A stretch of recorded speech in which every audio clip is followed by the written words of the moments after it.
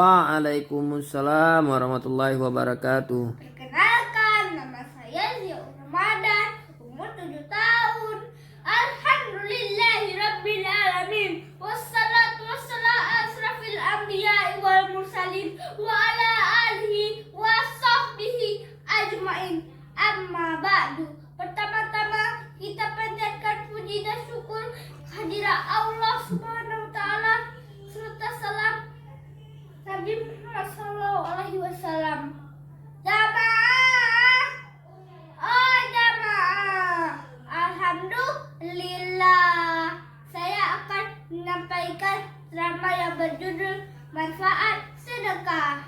Kalau dipikir-pikir Bu, kalau dipikir-pikir Pak, hidup ini sangat singkat. Semula dalam kandungan ibu kita, lalu dilahirkan, jadi bayi, anak-anak tumbuh jadi remaja, kemudian dewasa, lalu berumah tangga, punya anak, punya cucu, lalu is dead alias meninggal.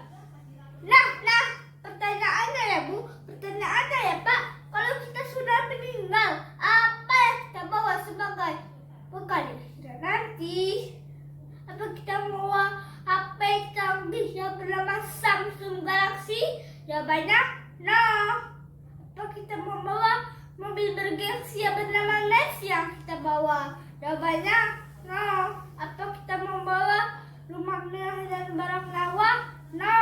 Jawabannya oh. Jadi apa dong yang kita bawa sebagai bekal di akhirat nanti adalah amal baik kita. Membantu orang tua itu amal baik. Rajin belajar itu amal baik. Sedekah itu juga amal baik loh. Hadirin rahimakumullah, mengenai sedekah banyak sekali keuntungan yang kita dapatkan. Tapi satu syarat. Apa tuh? Ikhlas. Keuntungan utama dari sedekah terutama dalam sabda Nabi Muhammad SAW. Bersedekahlah kalian, karena sedekah itu sebagai pelepasmu dari api neraka. Ini jelas sekali. Ternyata kebiasaan yang beramal sedekah disertai dengan hati yang ikhlas dapat dihindarkan dari panasnya api neraka. Kesimpulannya, yang beramal sedekah punya harta, punya pikiran, ataupun amal baik kita. Semoga kita dihindarkan dari panasnya api neraka. Amin ya rabbal alamin.